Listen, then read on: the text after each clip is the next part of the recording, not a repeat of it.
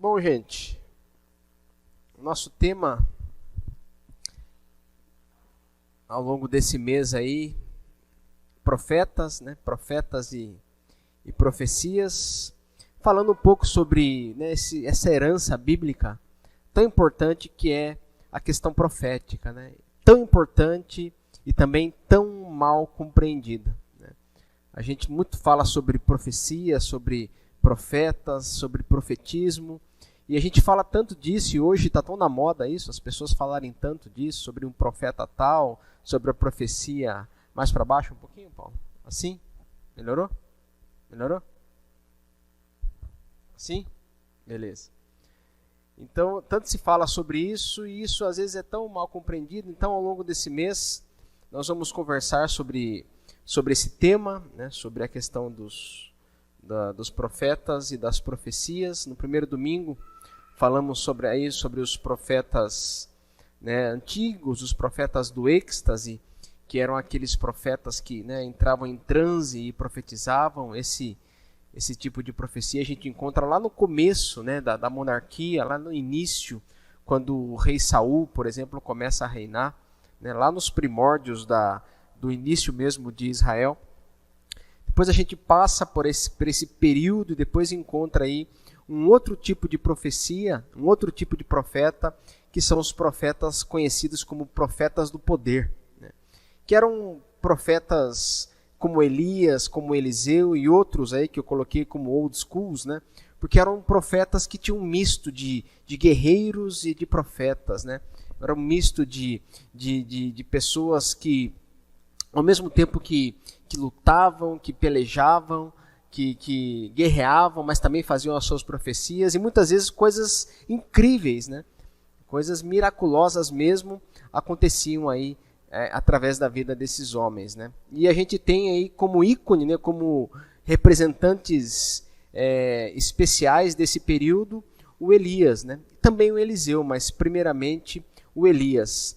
Na semana passada eu fiz aqui um pequeno resuminho aí para vocês, né, para vocês terem um panorama mais ou menos do que eu estou querendo conversar ao longo desse mês, né? A gente viu aí que profeta é uma pessoa conhecida pelo povo. Como tal, é uma pessoa que se não uma pessoa que se autodenominava profeta, né? Mas sim era uma pessoa que recebia, né, esse título do povo, né? Não era alguém que chegava da noite para o dia, é o seguinte, pessoal, a partir de hoje aqui eu sou profeta.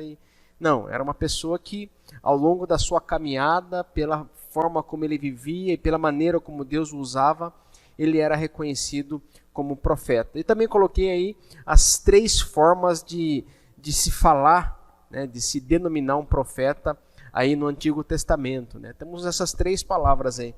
Até poderia colocar em hebraico, mas daí resolvi colocar em, né, transliterado. Deixa eu me ajeitar com esse fio aqui que está me atrapalhando. Aqui, pronto. Né, o Navim, que é o profeta que fala, né, o profeta que é chamado para viver a profecia. Ele tem um chamamento especial. Você pega o Jeremias, ele é um Navim. Você vê que tem um chamado ali do Jeremias, né? Deus, eu te chamo. Você pega o Isaías, é a mesma coisa, né? No ano da morte do rei Uzias, tem ali um chamado, né? Algo muito formal até ali no testemunho bíblico. Depois nós temos o Ish Elohim, que é aí esse sujeito que é o homem de Deus mesmo, que é igual o Elias, né?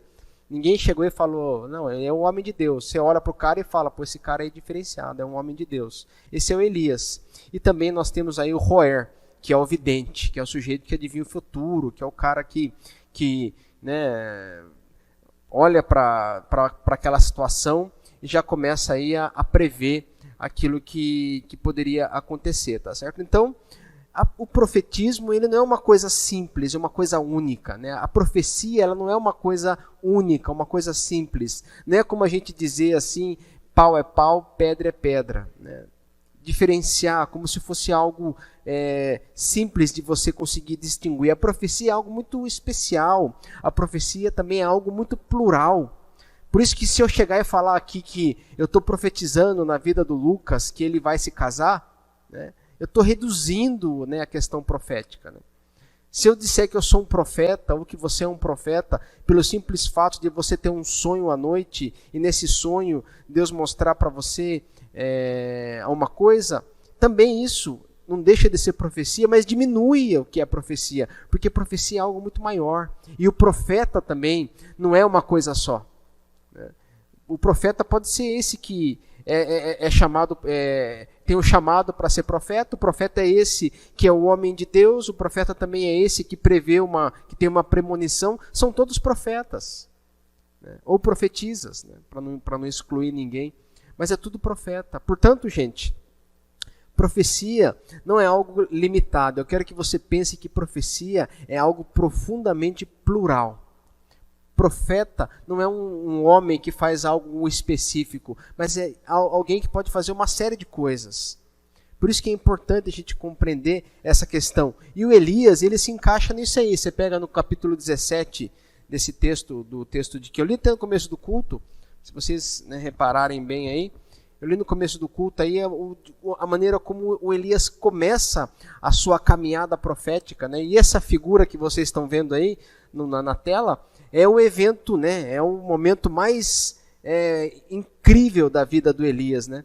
Que quando ele chega lá, ele olha para aquele monte de profetas de Baal, né? Que eram profetas de um Deus estranho, um Deus que tinha sido introduzido na adoração de Israel através da esposa do rei. A esposa do rei se chamava... Alguém lembra o nome dela? Jezabel. Tá aí um bom nome, né? Vocês que tiveram 2 filhas, poderia ter Jezabel. Né? Não, né? Melhor não. Nome feio. Né? Então, a Jezabel, a Jezabel ela era uma pessoa muito complicada, viu? Porque ela tinha as 3 coisas que eram abomináveis na época. Ela era uma feiticeira, ela era uma idólatra, e também ela tinha a pior característica que uma mulher pode ter, que ela era mandona. Ela mandava no... É brincadeira, gente. Ela mandava no Acabe, ela mandava e desmandava no homem, coitado. Ele era rei, mas ele não fazia nada, ele só era um pau mandado da Jezabel. O fato é que o Elias ele encara a Jezabel, que era a esposa do rei, e ele chama para briga, né, no bom sentido, 450 profetas do deus Baal, que era o deus adorado pela Jezabel. E ali ele faz aquele desafio. Se você não conhece, para você que não conhece, eu vou contar. Sei que muitos aqui conhecem, mas vai que alguém não conhece. Está lá no capítulo 18 de 1 Reis, logo um capítulo à frente aí. E ele chega e faz um desafio. Eu falei, é o seguinte, vamos saber quem é Deus? É simples. Vocês não adoram aí o Baal? Então, vocês acham que ele é Deus, não é? Beleza. Eu adoro ao Senhor Javé, ao Senhor Deus.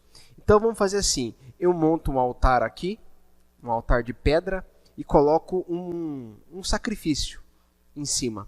E vocês montam um altar de vocês aí, e colocam um novilho, um sacrifício, tá certo? E daí a gente começa a invocar o nosso Deus aí.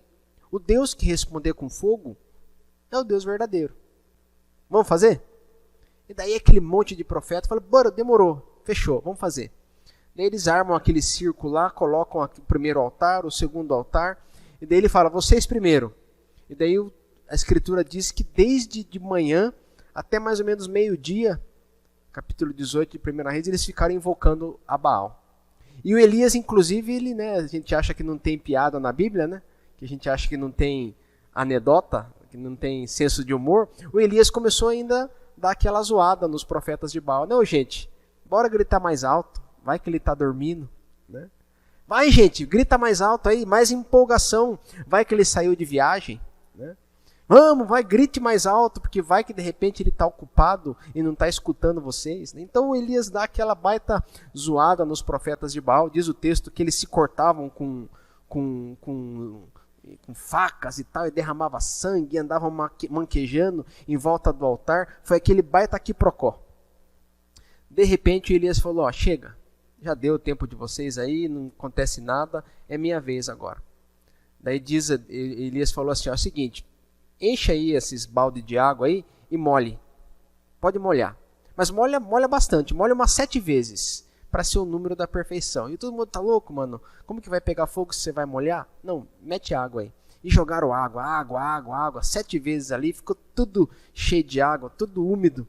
E daí o Elias restaurou o altar do Senhor, diz o texto, e ele começou a clamar, a orar a Deus. De repente veio o fogo do céu, veio aquele fogo, a gente não sabe se foi um raio, não sabe o que aconteceu lá, mas eu sei que o texto bíblico diz que caiu aquele fogo do céu e consumiu tudo.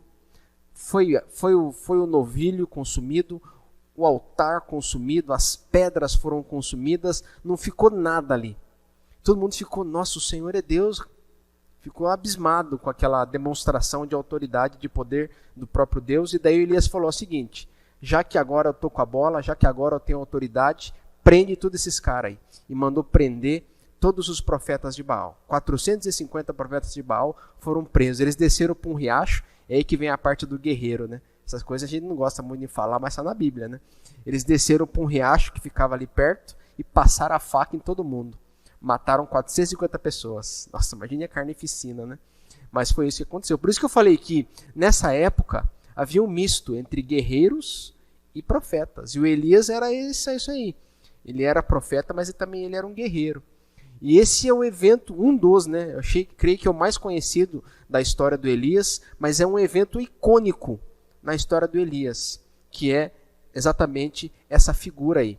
Mas de onde veio Elias? O Elias veio de uma cidadezinha chamada Tesba, né? Ou Tisba, né? Diz o texto, dependendo do jeito que você olhar aí.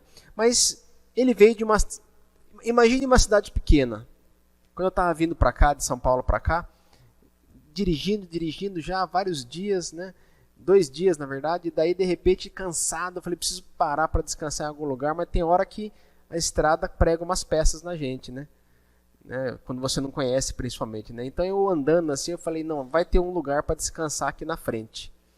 E andando, e já não aguentava dirigir mais, já era umas 8, 9 horas da noite, desde cedo dirigindo, mais de 12 horas, né? E eu falei, nossa, preciso parar para descansar, a Vivian já cansada, as crianças já dormiram, acordaram, e de repente eu preciso dirigir, preciso parar, até que eu achei uma cidadezinha, Porto Espiridião. Entrei na cidadezinha, mas parece que é uma cidade fantasma, entrei, era uma rua só. Entrei, dei a volta na rua, falei, nossa gente, será que essa aqui é... Eu parei nessa cidadezinha, perguntei, tem algum hotel para dormir aí? Daí o rapaz de um posto de gasolina falou, tem um hotelzinho ali, a gente parou, dormiu, foi uma benção, né? Porque a gente conseguiu descansar. Mas é incrível que depois que eu saí dali, gente, para todo mundo que eu pergunto, nossa, eu parei numa chamada Porto Espiridião, aonde? Ninguém conhece essa cidade, só que não fica aqui no estado, fica fora do estado, né? É chegando aqui no Mato Grosso, né? Você conhece, Márcia? Olha só, a Márcia é uma das poucas que conhece. Eu perguntei para um monte de gente e ninguém conhecia a tal do Porto Espiridião. Então, gente, Tesba era tipo uma cidadezinha que nem essa, que ninguém conhece, sabe? Todo mundo conhece uma cidade que ninguém conhece. Acho que eu vou com esse aqui mesmo, Paulo. Até pôr esse aqui, tá ligado? Deixa eu mudar aqui, então. E Tesba, gente, era tipo uma cidadezinha que nem essa, sabe? Que ninguém conhece. Uma cidadezinha pequena. E o Elias também era um cara que ninguém conhecia. Tipo, quem é Elias? Pô, ninguém. Né? Ele não vem de uma família, né, aristocrática, sacerdotal, não vem de uma cidade grande, não é ninguém. O fato é que, quando acontece a vida do Elias, né, ele viveu nessa época de profunda desconstrução moral, econômica. O Acabe tinha destruído a economia judaica, a adoração ao Senhor Deus estava comprometida, e a Jezabel tinha também feito uma baita bagunça ali, e de repente aparece esse cara aqui, ó, que não é ninguém, né? Aparece um sujeito desconhecido, de um lugar totalmente desconhecido, né? E de repente Deus ele começa a usar esse homem simples, né? Numa época de profunda necessidade. A gente acha que hoje o Brasil está passando por... O mundo hoje, né, passa por problemas, e passa mesmo, é verdade. Nós temos várias situações aí que são dramáticas no nosso mundo, a gente nem imagina, né? A própria perseguição da igreja na África, um monte de gente morrendo, né? E a grande mídia nem fala nisso, né? A gente está aqui cultuando a Deus, de boa, de repente entra um cara aqui, pum, explode todo mundo. Ninguém fala nisso. Está acontecendo na África isso aí, né? Entra aqui um bando de guerrilheiros, sequestram nossas mulheres e levam como escravas sexuais. E ninguém está falando nisso, né? A grande mídia não fala, são crises, a própria questão migratória, né? O pessoal fugindo da guerra civil no Oriente Médio, indo para os países ali à beira do Mar Egeu, né? Os países europeus, ninguém sabe lidar com isso. Nós vivemos numa época de profunda crise, mas nessa época do Elias, havia uma crise terrível também. Nessa época do rei Acabe havia um problema terrível, problema como hoje, uma completa, né, dissolução moral, ética, política, econômica, ninguém sabia o que fazer direito, e de repente aparece um cara do nada, de um lugar que ninguém conhecia, que não pertencia a nenhuma família importante, e esse cara se coloca diante das autoridades do próprio rei, que era o Acabe, para ser instrumento de Deus. Isso mostra, gente, isso aponta que Deus usa as pessoas simples. E sempre usou. E sempre usou. Outro dia eu fui pregar num lugar aí, lá em Porto Velho, né? O Lucas, né, conhece o rapaz lá. Eu fui pregar lá e eu sei que o rapaz, ele, né, a intenção foi boa, né? Ele quis saber mais ou menos, né, qual que era o meu currículo, né? O que você... você é teólogo, tal, especialista em calvinismo, em, né, doutrina da graça, e aquela coisa toda, missões urbanas, né? E eu percebi que daí ele começou a querer falar isso para dar uma moral, sabe? A gente faz isso às vezes, né? Eu chamo aqui o Elenir, se quero chamar aqui à frente o Elenir, um homem de muita estirpe, pai de 3 filhos, homem, né, de palavra e tal. A gente sempre procura dar uma ajeitada, né, no currículo da pessoa para ver se impressiona, né? Pode perceber que a gente faz isso hoje em dia, né? Quanto melhor, ninguém se apresenta como simples, né? Se você apresentar como simples, você já fica meio que, é mais um, né? Então a gente meio que é levado sempre a buscar pessoas ou a se deixar influenciar por pessoas que tenham um currículo relativamente invejável, né? Como se isso fosse determinante para muitas coisas, e realmente de repente a gente precisa de gente que tenha gabarito, de pessoas que tenham experiência, de pessoas que tenham habilidade com aquilo. Na vida profissional é assim, você não vai chamar um Zé Ninguém, alguém que não sabe nada, para prestar um serviço na sua empresa, se você não sabe que aquela pessoa tem condições. Mas na vida de fé, na caminhada espiritual, nem sempre é assim, porque muitas vezes, na maioria das vezes, Deus usa as pessoas simples. Muitas vezes o meu diploma de teologia pode nos servir para muita coisa, que Deus pode usar a mim, como também pode usar qualquer outra pessoa que Ele quiser. Qualquer pessoa que de repente não sabe nem falar lé com cré. Mas Deus pode fazer isso. E Ele fez na casa do Elias. Porque o Elias não era ninguém pelo ponto de vista político, não era ninguém pelo ponto de vista social, não era ninguém pelo ponto de vista de importância, mas era alguém que Deus queria usar. E isso é muito importante para a gente. Numa época em que as pessoas se auto-idolatram, né? Numa época em que está na moda você sempre querer ser alguma coisa, mesmo que você não seja, para ter um pouco mais de credibilidade, deve trazer sossego para a sua alma, a certeza que você não precisa ser mais importante do que você é, ou parecer mais importante do que você acha que é, mas Deus pode usar você como profeta se for necessário, na sua simplicidade, na minha simplicidade, sem pompa nem circunstância. A gente está vendo, né, hoje em dia tem essas frases, né, essas frases de impacto, né? Me jogaram para os lobos e eu voltei liderando como chama o coletivo de lobo? Matilha ou alcateia? Alcateia. Ô, professora de português, você tá dando... Agora vamos vingar agora, ó, 0. A vida inteira eu sofri com essas professoras de português, 0. Brincadeira. É vingança, né? Não, mas a vingança nunca é plena, mata a alma e envenena, então tá perdoado. Né? Tá na moda hoje em dia essas coisas. Não, olha, você é águia, você não é pintinho, você é isso, você é aquilo.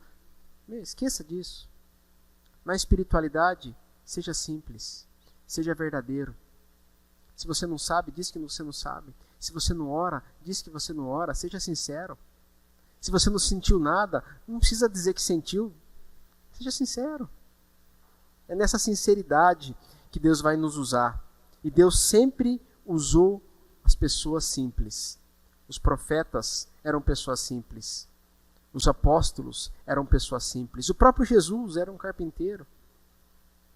Simples, pelo ponto de vista humano, mas foi usado por Deus. Assim como Deus pode te usar. Amém? Uma outra questão do Elias, amados, é que o Elias ele começa o ministério dele, se você for ler aí no capítulo 16, já fazendo uma coisa fantástica. Que ele chega e fala assim, ó, o seguinte, vai parar de chover. Será que o Elias era de Rondônia? Não sei, às vezes para de chover do nada aqui, né? Vai parar de chover. E ele fala isso pro Acabe, vai parar de chover. Né? E para mesmo, né? Tem até aí E para mesmo. Agora você imagine só, né? Isso é uma coisa dramática, né? Se chegar para alguém, chegar tipo pro rei, imagine, Deus manda você ir lá falar com o Bolsonaro, né? Vocês que gostam do Bolsonaro, vai lá o Elenir e se apresenta diante do Bolsonaro. Elenir, mas é eu mesmo? É você mesmo. Ele chega lá, olha, tem uma palavra de Deus aqui, é o seguinte, ó, vai ficar sem chover no Brasil aí uns 3 anos. Segundo a minha palavra. Tá certo? Como assim? Tá louco? Como você vai parar de chover? E ele fala isso com autoridade e a galera dá uma balançada. Vocês conseguem perceber algo assim? Vocês veem como isso é uma maluquice? Né? Hoje, né, se a gente transportando para os dias de hoje, como isso é uma maluquice? Né? Uma pessoa que ninguém conhece chegar diante de um governante e falar, olha, vai acontecer isso, vai parar de chover. E o Elias fez isso. E parou de chover. E isso que é o pior. Né? E parou mesmo. O texto não fala como que parou de chover, não fala se de repente, né, não tem explicação disso. Depois você vai lendo lá em Tiago, lá no Novo Testamento, diz o Tiago que o Elias ficou orando para que se cumprisse aquela palavra. Né? Tipo, ele profetizou, mas ele não ficou também. Ele ficou ali guerreando em oração para que aquilo se concretizasse.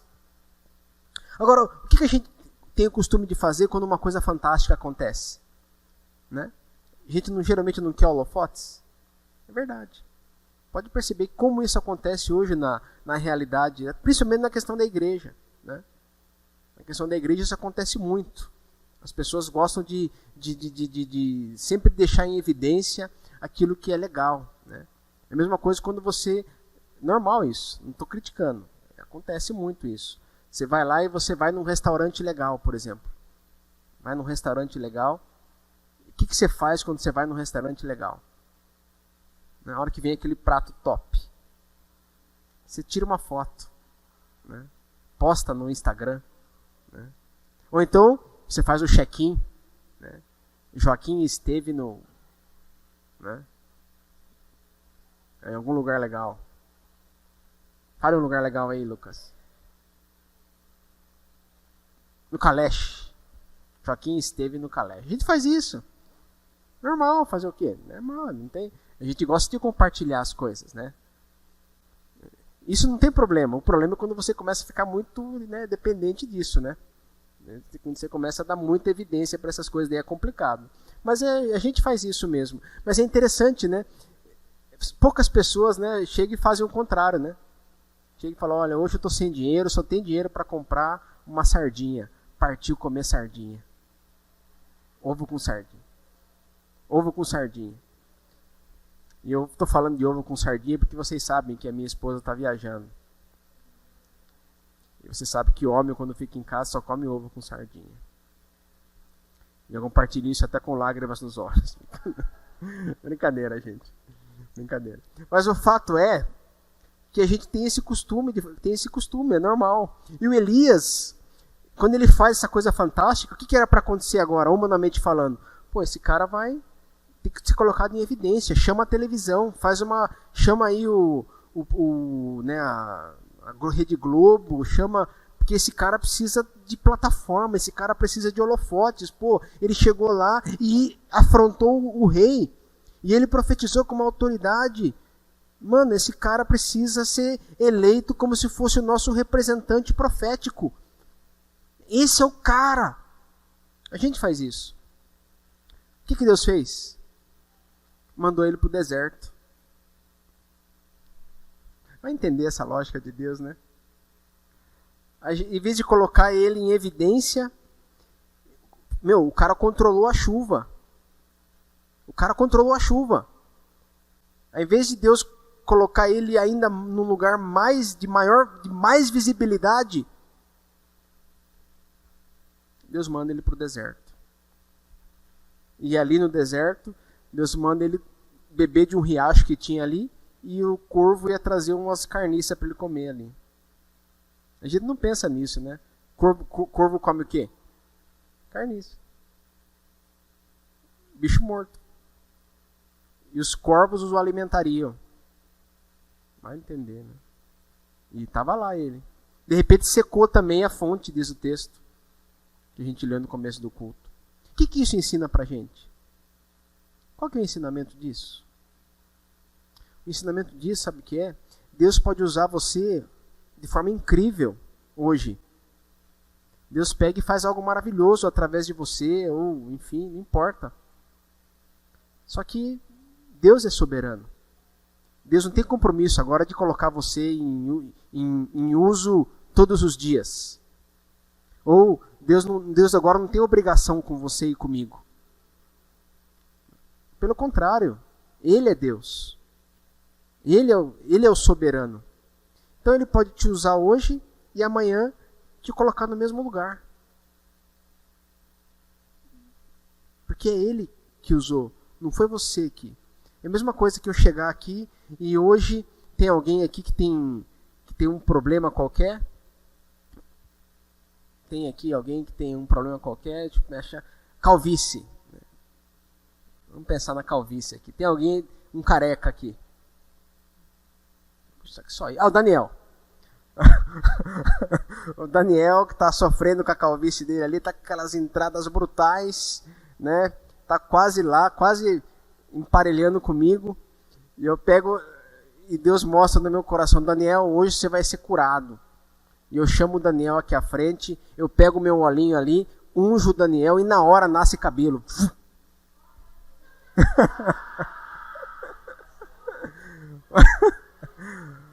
Mas nasce aquela cabeleira protentosa, sabe, aquele cabelo que bonito.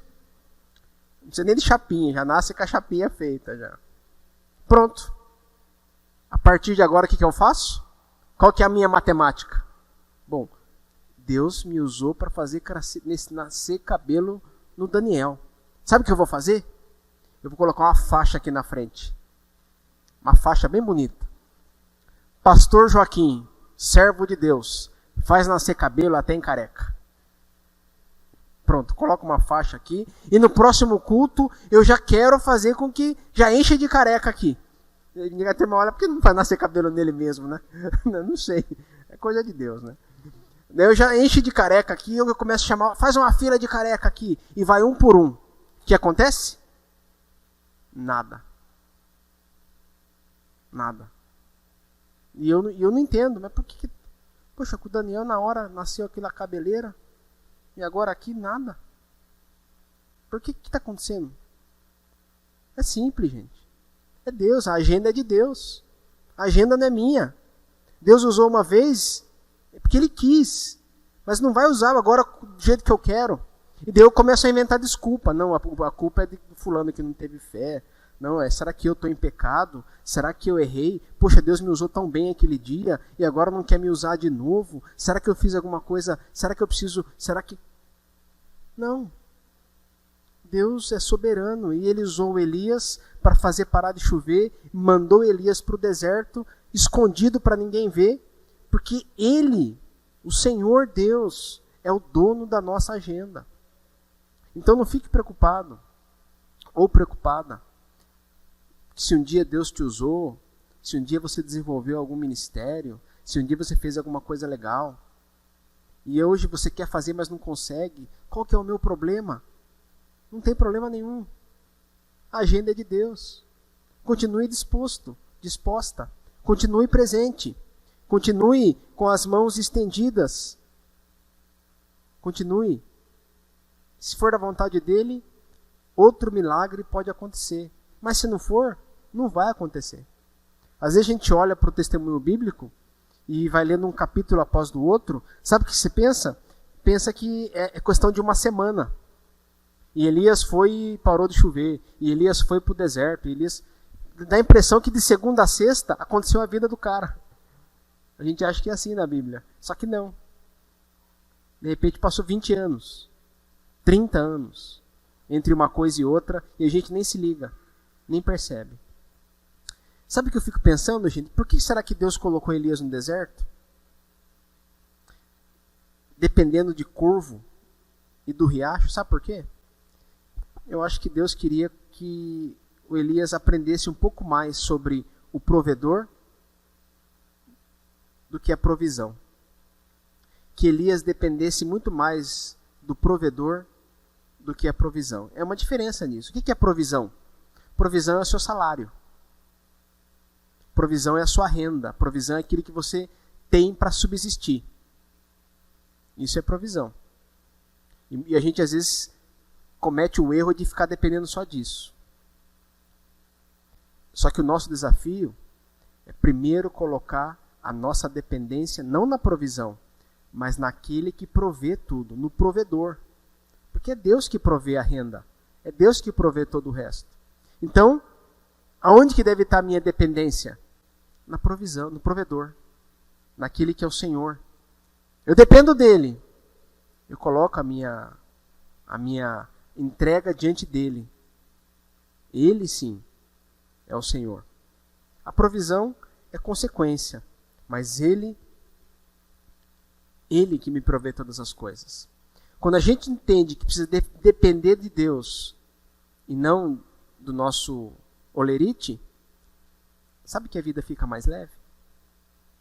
Quando a gente entende que o segredo da tranquilidade é se colocar de joelhos diante de Deus, antes de querer se levantar para ficar falando as coisas para os outros, a nossa vida é muito mais tranquila, satisfeita, feliz.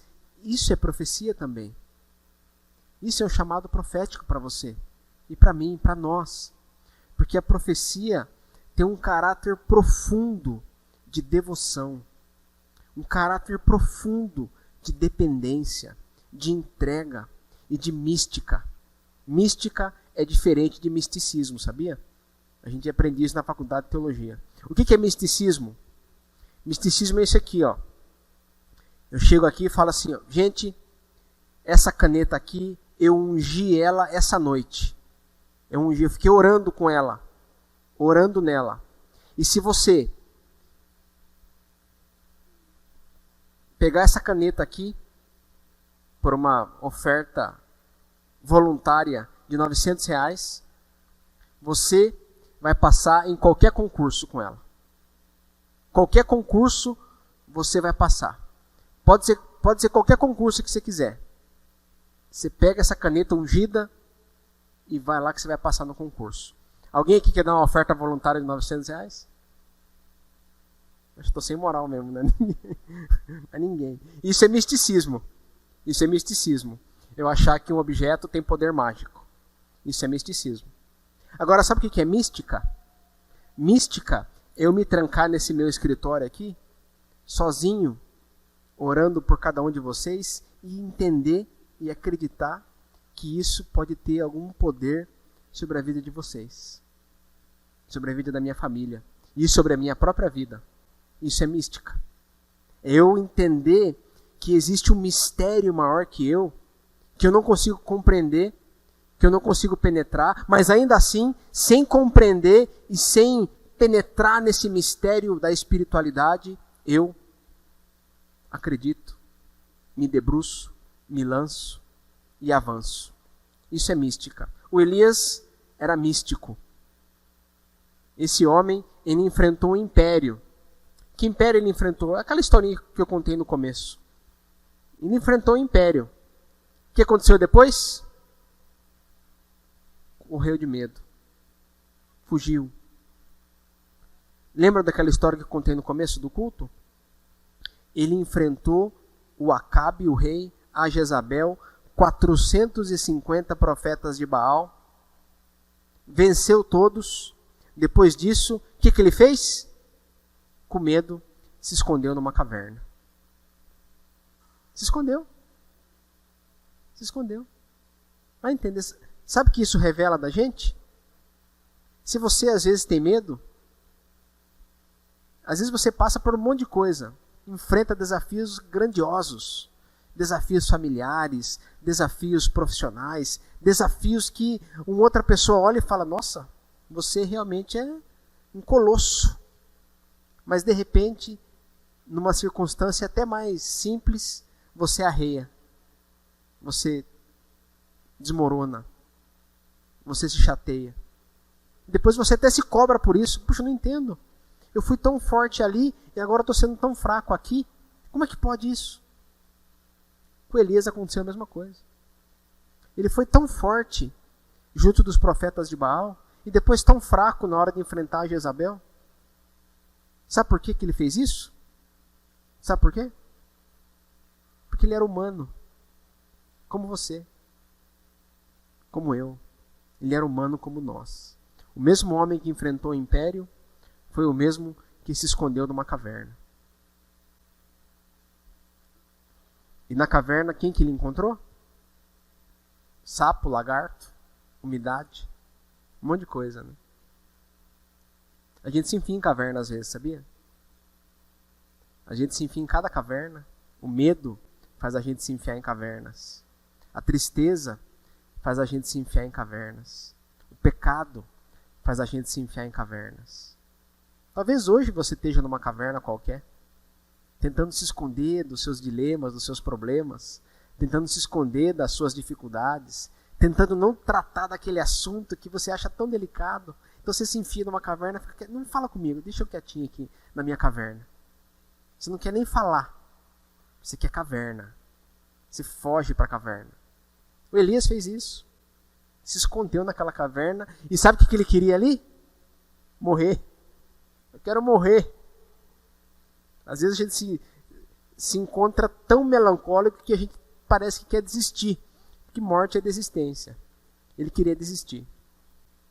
Só que o que acontece quando a gente quer desistir? O que acontece quando a gente se esconde? O que acontece quando a gente foge? Deus vai atrás. Deus nos busca. Há quem diga que a vida do ser humano é justamente essa. É uma vida de fuga. E Deus no encalço, perseguindo, abraçando, sustentando, perdoando, lapidando, transformando. Então, se você, mesmo sendo um cristão, você é cristão. Eu creio que você é. Você está aqui essa noite. Você é uma pessoa que crê em Jesus. Eu sei que você crê. Eu creio nisso. Eu creio que você crê. Eu creio. Você é uma pessoa que crê. Você é uma pessoa que está aqui. Você é uma pessoa que vem à igreja. Você é uma pessoa que entrega o seu dízimo. Você é uma pessoa que, dentro das suas possibilidades, leva a sério. Eu creio em tudo isso. Glória a Deus por isso. Só que, às vezes você se enfia em caverna. Às vezes você foge. Às vezes você fala assim, não vou nem no culto hoje. Estou tão chateado que nem no culto eu vou. Vai que alguém pergunta se eu estou bem e eu não quero mentir porque eu estou mal. Então eu nem vou para não ter que mentir. Acontece isso com a gente. Acontece isso com o pastor também. Acontece com um monte de gente. E quando a gente se enfia nessas cavernas, maravilhosamente Deus nos encontra lá. E nos chama para fora. O que aconteceu com Elias. Ele estava lá, enfiado na caverna, e aparece Deus ali para ele. E Deus aparece não naquilo que ele esperava. Não naquilo que... Porque a gente sempre espera uma coisa grande, né? Pode perceber. A gente sempre espera uma coisa grande diante de Deus. Você está aqui orando. Quantas vezes aconteceu isso comigo já? Oh Deus, manda um sinal. Manda um sinal, Pai. Por favor, fala comigo. Eu não aguento. É uma angústia. Né? Queria tanto que o Senhor falasse comigo que nem falava com os profetas. Né? Queria tanto que o Senhor se manifestasse. e a gente fica ali orando, esperando algo grandioso acontecer, esperando que venha um fogo, esperando que venha um vento, esperando que venha um arrepio, esperando que aconteça algo fantástico. Nada acontece. Com Elias aconteceu isso. Leia no capítulo 18 para você ver. Comecinho de 19. Aconteceu exatamente isso. Nada aconteceu. Sabe o que aconteceu? Uma brisa. Um cício suave, diz o texto. Se eu fosse um daqueles pastores que gosta de ficar falando as coisas para os outros, eu ia falar, agora dá um sopro no amigo do lado. Não tem esses pastores que falam assim? Agora diga para a pessoa que está ao lado. Tal. Não vou fazer isso. Mas imagine um ventinho. É isso, um cício suave. Tocou a face de Elias.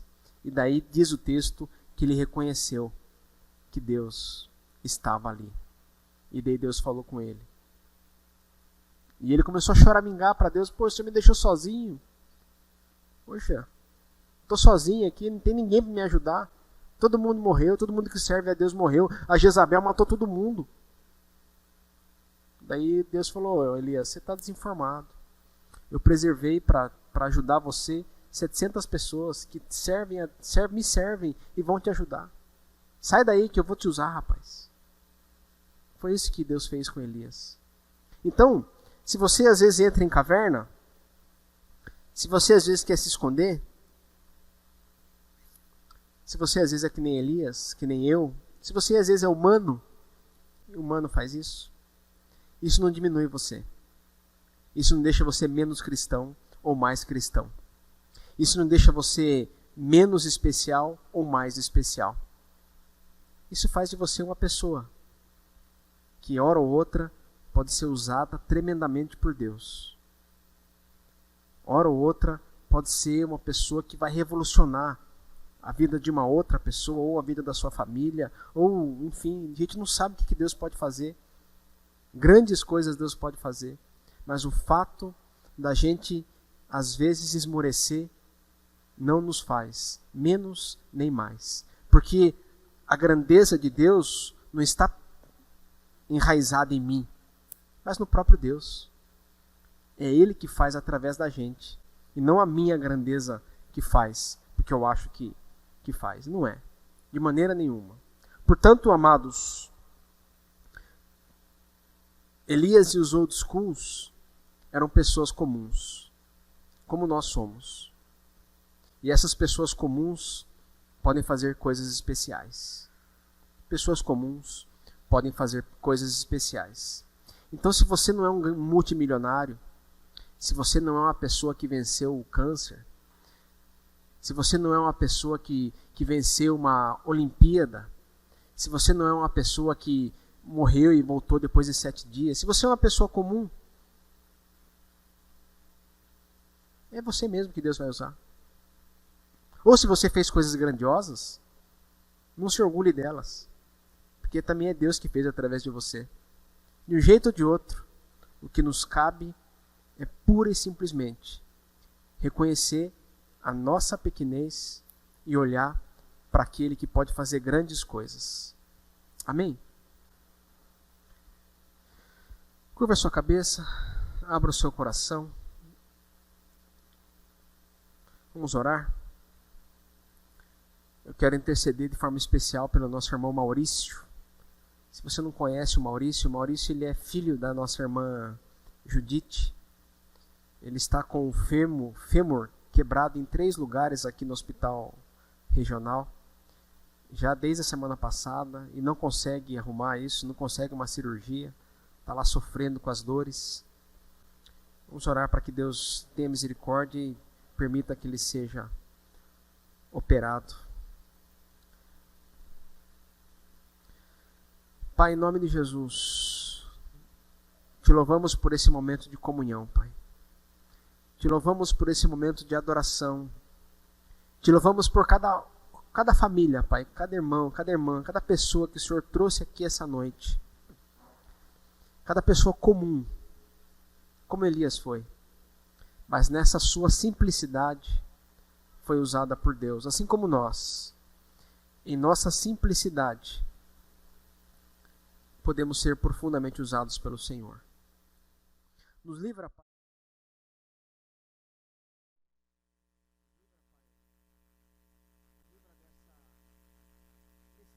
De ficar procurando pessoas grandes, ícones grandes, situações grandes, mas nos coloca, Pai, nos coloca no lugar que nós precisamos estar.